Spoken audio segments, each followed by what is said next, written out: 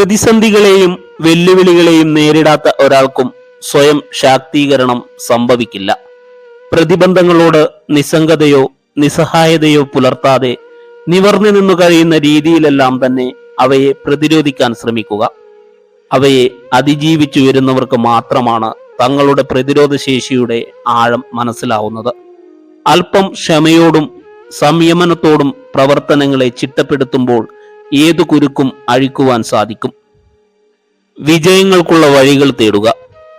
ക്ലേശത്തിന്റെയും ത്യാഗത്തിന്റെയും ഫലമായാണ് എല്ലാ സൗകര്യങ്ങളും വികാസങ്ങളും തുറന്നു കാട്ടുന്നതെന്ന സത്യം മനസ്സിലാക്കുക.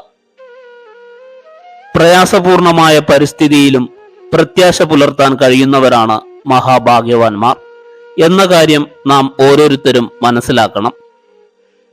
എല്ലാ പാതിരാവുകൾക്ക് ശേഷവും പ്രഭാതം പൊട്ടിവിടരുന്നത് പോലെ വിഷമസന്ധികളെ സുഖാവസ്ഥകൾ അനുഗമിക്കുമെന്ന് നാം തിരിച്ചറിയണം. എത്ര കടുത്ത പ്രതിസന്ധികളെയും തികഞ്ഞ ആത്മവിശ്വാസത്തോടെ അഭിമുഖീകരിക്കാനും നഷ്ടസൗഭാഗ്യങ്ങളെ ഓർത്ത് വിലപിക്കുന്നതിനു പകരം പുതിയ വിജയങ്ങൾക്ക് വഴികൾ തേടാനും നമുക്ക് സാധിക്കണം. ലക്ഷ്യബോധം ജീവിതത്തെ അർത്ഥപൂർണമാക്കും.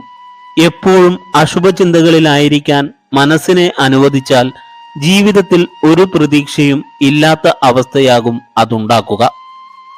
ജീവിതത്തിന്റെ ലക്ഷ്യം എന്താണെന്ന് നമുക്ക് കണ്ടെത്താനായാൽ അനാവശ്യ കാര്യങ്ങളെപ്പറ്റി ചിന്തിച്ച് ദുഃഖിക്കുന്ന രീതി അവസാനിപ്പിക്കാൻ നമുക്കാവും. അപ്രധാനമായ കാര്യങ്ങളെപ്പറ്റി അമിതമായി ചിന്തിച്ചു കളയുന്ന നമ്മുടെ മനസ്സിന്റെ ഊർജം നല്ല ചിന്തകൾക്കായി ഉപയോഗിക്കണം. ലക്ഷ്യത്തിലേക്ക് എത്തിച്ചേരാൻ എന്തെല്ലാം ചെയ്യേണ്ടതുണ്ട് എന്ന ചിന്തയും അതിനായുള്ള ശ്രമവും സ്വയം വിലയുണ്ടാക്കിയെടുക്കാൻ സഹായിക്കും. ഏതൊരു മനുഷ്യനും വേണ്ട അത്യാവശ്യ ഗുണങ്ങളിലൊന്ന് വിനയഭാവമാണ്. വിനയം നമുക്ക് പല പൂട്ടുകളും പൊളിച്ചകത്ത് കടക്കാനുള്ള താക്കോലാണ്. മറ്റുള്ളവരെ തന്നിലേക്ക് ആകർഷിക്കുന്നതോടൊപ്പം നന്മയുള്ള വ്യക്തിത്വത്തിന്റെ ഒരു പ്രധാന ഘടകമാണ് വിനയം എന്നത്. നമുക്കെന്തെല്ലാം ഗുണങ്ങളോ പദവികളോ നേട്ടങ്ങളോ ഉണ്ടെങ്കിലും എളിമയില്ലെങ്കിൽ അവയൊന്നും വേണ്ടത്ര ഗുണം ചെയ്തു എന്ന് വരില്ല. എന്തൊക്കെ കുറവുകളും പിഴവുകളും ഉണ്ടെങ്കിലും വിനയമെന്ന സ്വഭാവ ഗുണം നമ്മിലുണ്ടെങ്കിൽ അവയെല്ലാം മറികടക്കാനും ഏതു ലക്ഷ്യം നേടുവാനും നമ്മെ പ്രാപ്തരാക്കും.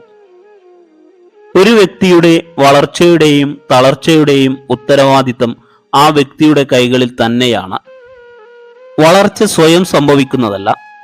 പ്രായം കൂടിക്കൊണ്ടിരിക്കുന്നത് കൊണ്ട് മാത്രം ഒരു വ്യക്തി വളർന്നു എന്നർത്ഥമില്ല. വളർച്ച കൈവരിക്കാൻ നിരന്തര പരിശ്രമങ്ങൾ കൂടിയേ തീരൂ. സ്വയം വികസനത്തിനു വേണ്ടി ഓരോരുത്തരും നടത്തുന്ന നിക്ഷേപത്തിന് ആനുപാതികമായിട്ടായിരിക്കും അവരുടെ വളർച്ചയും. അവസരങ്ങൾക്ക് വേണ്ടിയുള്ള അനന്തമായ കാത്തിരിപ്പ് നമ്മെ എവിടെയും എത്തിക്കുന്നില്ല. അവസരങ്ങൾ സ്വയം സൃഷ്ടിക്കുകയോ തേടിപ്പോകുകയോ ചെയ്യേണ്ടിയിരിക്കുന്നു. വിജയത്തെയും പരാജയത്തെയും നമ്മുടെ ജീവിതത്തിലെ താൽക്കാലിക സംഭവങ്ങളായി കാണേണ്ടതുണ്ട്. എന്നേക്കുമായി നമ്മളെ നിർവചിക്കുന്ന ജീവിതാവസ്ഥകളായി ഒരിക്കലും അവയെ കാണാൻ പാടില്ല. കഷ്ടപ്പാടുകളെ നേരിടുമ്പോൾ ധൈര്യവും സമൃദ്ധിയെ നേരിടുമ്പോൾ എളിമയും പാലിക്കുക. നമുക്കെതിരെ വരുന്ന എല്ലാ വെല്ലുവിളികളെയും പുഞ്ചിരി കൊണ്ട് നേരിട്ട് കഠിനപ്രയത്നത്തിലൂടെ വിജയം വരിക്കാൻ ശ്രമിക്കുക. നമ്മുടെ ആത്മവിശ്വാസവും ക്രിയാത്മക മനോഭാവവുമാണ് നമ്മെ ഉയരങ്ങളിലേക്ക് നയിക്കുന്നത്. ഹാർവാർഡ് സർവകലാശാലയിലെ വില്യം ജെയിംസിന്റെ വാക്കുകൾ നോക്കൂ. മനുഷ്യർക്ക് അവരുടെ മനോഭാവത്തിൽ ഉചിതമായ മാറ്റം വരുത്തി ജീവിത വിജയം നേടാം എന്നുള്ളതാണ് എൻ്റെ തലമുറയുടെ ഏറ്റവും വലിയ കണ്ടുപിടുത്തം. അനാവശ്യ ചിന്തകൾ മനസ്സിൽ കൂടുകൂട്ടുമ്പോഴാണ് നാം അസ്വസ്ഥരാകുന്നത്. നിങ്ങളുടെ മനസ്സിന്റെ മുൻവാതിലും പിൻവാതിലും തുറന്നിടുക. ചിന്തകൾക്ക് കടന്നു വരാനും പോകാനുമുള്ള അനുവാദം കൊടുക്കുക. തന്നെയും തന്റെ പരിമിതികളെയും മനസ്സിലാക്കാൻ കഴിയുന്ന ഒരാൾക്ക് മറ്റു കാര്യങ്ങളൊക്കെയും മനസ്സിലാക്കാൻ കഴിയൂ. കലുഷിതമായ മനസ്സുള്ളവർക്ക് വലിയ വിജയം നേടാൻ കഴിയില്ല. ആദ്യം സ്വന്തം മനസ്സിനെ പാകപ്പെടുത്തി ആന്തരിക വിജയം നേടുക. എല്ലാം വിധി പോലെ എന്നുള്ള കാഴ്ചപ്പാട് ആദ്യം മാറ്റണം. ദുരിതങ്ങളുടെ കെട്ടുപാടുകളിൽ നിന്നും സാഹചര്യങ്ങളുടെ പരിമിതികളിൽ നിന്നും പുറത്തു ചാടാനുള്ള കഴിവുകളും ശേഷികളും നമുക്കുള്ളിൽ തന്നെയെന്ന് സ്വയം അറിയുക. എല്ലാം എന്നും എപ്പോഴും ഒരുപോലെയല്ലെന്ന് നമുക്ക് മുന്നിലുള്ള സത്യമായി പ്രകൃതി പോലും നമ്മോട് നിരന്തരം പറയുന്നു. എല്ലാം വിധി പോലെ എന്നുള്ള കാഴ്ചപ്പാട് മാറ്റി ചിന്തകളെയും പ്രവർത്തനങ്ങളെയും അതിജീവനത്തിന്റെ പാതയിലേക്ക് നയിക്കാൻ സാധിക്കണം. യാചിക്കുന്നവന്റെ മുന്നിൽ നീ അഹങ്കരിക്കരുത്. അഹങ്കരിക്കുന്നവന്റെ മുന്നിൽ നീ യാചിക്കുകയും ചെയ്യരുത്. നിങ്ങളുടെ മക്കളോട് നല്ല രീതിയിൽ പെരുമാറുക. നിങ്ങളെ ഏത് വൃദ്ധസദനത്തിലാക്കണം എന്ന് തീരുമാനിക്കുന്നത് അവരായിരിക്കുമെന്നോർക്കുക. നിങ്ങളുടെ ഹൃദയത്തെ പിന്തുടരുക. എന്നാൽ നിങ്ങളുടെ തലച്ചോർ നിങ്ങളോടൊപ്പം കൊണ്ടുപോകാൻ മറക്കരുത്. നമ്മൾ ഒരിക്കലും പണവും ബന്ധങ്ങളും അങ്ങോട്ട് തേടി പോവേണ്ടതില്ല. നമ്മുടെ നിലവാരം ഉയർത്തിയാൽ അതെല്ലാം നമ്മെ തേടിയെത്തും. പെരുമാറ്റത്തിലും മനോഭാവത്തിലും ഉന്നത നിലവാരം പുലർത്തിയാൽ പ്രപഞ്ചത്തിന് അങ്ങനെയുള്ളവരെ ഇഷ്ടപ്പെടാതിരിക്കാനാവില്ല. ജീവിതത്തിന്റെ ഉയർന്ന തലമാണത്. സംശയിക്കേണ്ട, പ്രപഞ്ചം നമ്മെ ഉയർത്തുക തന്നെ ചെയ്യും. ഓരോ വ്യക്തിയും പക്വത പ്രാപിക്കുമ്പോൾ ജീവിതശൈലിയിലും ചിന്താഗതിയിലും മാറ്റം വരുന്നു. വഴക്കിട്ട് കാര്യങ്ങൾ നേടുന്നതിനേക്കാളും മൗനം പാലിക്കുന്നതാണ് നല്ലത് എന്ന തിരിച്ചറിവുണ്ടാകുന്നു. അതാണ് ജീവിത വിജയവും.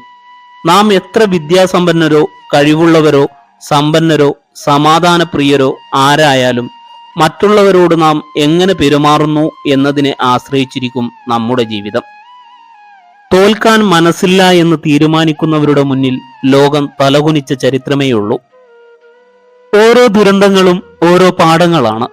അതിജീവിക്കുവാനുള്ള പാഠങ്ങൾ, ഒപ്പം സ്വയം പര്യാപ്തത നേടാനുള്ള ചില പാഠങ്ങളും. ഞാൻ എൻ്റെ പ്രശ്നങ്ങളെ ശരിയാക്കാറില്ല.